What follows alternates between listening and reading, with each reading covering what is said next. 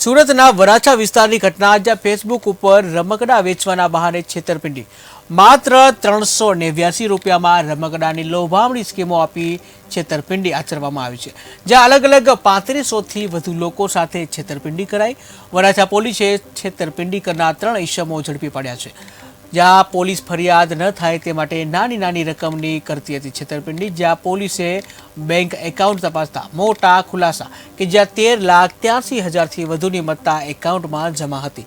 ઇસમો Facebook ઉપર દર 2 દિવસે આઈડી બદલી ડિલીટ કરતા વરાછા પોલીસે ગુનો નોંધી ત્રણેયને ઝડપી પાડ્યા છે, જ્યાં પોલીસ તપાસમાં મોટા ખુલાસા થાય તેવી શક્યતાઓ.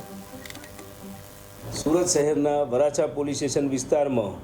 બાબો બેબી ખીલોના ઓનલાઈન વેબસાઇટના નામે ₹389 યુપીઆઈ આઈડી આપી અને જમા કરાવી અને છેતરપિંડી થયા અંગેની ફરિયાદી સાગરભાઈ મનોજભાઈ જોશી નાઓએ પોલીસ સ્ટેશને આવી અને પોતાની સાથે છેતરપિંડી અને ઓનલાઈન ચીટિંગ થયાની ફરિયાદ આપતા વરાછા પોલીસ સ્ટેશનના પીઆઈશ્રીએ ફરિયાદ નોંધી અને તાત્કાલિક આ ગુનાની તપાસ હાથ ધરતા આ ગુનાના કામે કુલ 3 ઇસમોને પોલીસે કસ્ટડીમાં લીધા છે અને પૂછપરછ તપાસ ચાલુ છે. સમગ્ર ઘટનાની હકીકત જોતાં આરોપીઓએ બાબો બેબી ખીલોના ઓનલાઈન એ વેબસાઇટનું પેજ ફેસબુકના મીડિયમ ઉપર મૂકી અને કસ્ટમરને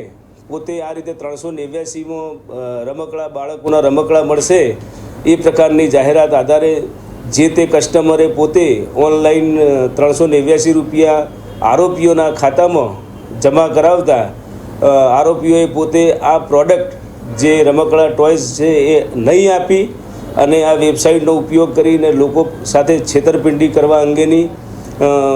ફરિયાદના બાબતે પોલીસ સ્ટેશનમાં તપાસ હાથ ધરવામાં આવી છે. 3 આરોપીઓ પૈકી એક આરોપી જે મુખ્ય આ જેને વેબસાઇટની લિંક બનાવેલી એની પણ મેઇન આરોપીની ધરપકડ કરેલ છે. અને યુપીઆઈ આઈડી તેમજ બેંક ડિટેલના આધારે કસ્ટમરો, કારણ કે ઓનલાઈન ચીટિંગ થયું છે એટલે કસ્ટમર પણ આખા ભારત દેશમાંથી ગમે ત્યાંથી હોઈ શકે, એટલે એની પણ તપાસ ચાલુ છે. લોકો પોતે અને એની અંદર ઇઝીલી મની ટ્રાન્સફર કરી અને પ્રોડક્ટની વસ્તુ લેવા માટે પ્રેરાય છે, પરંતુ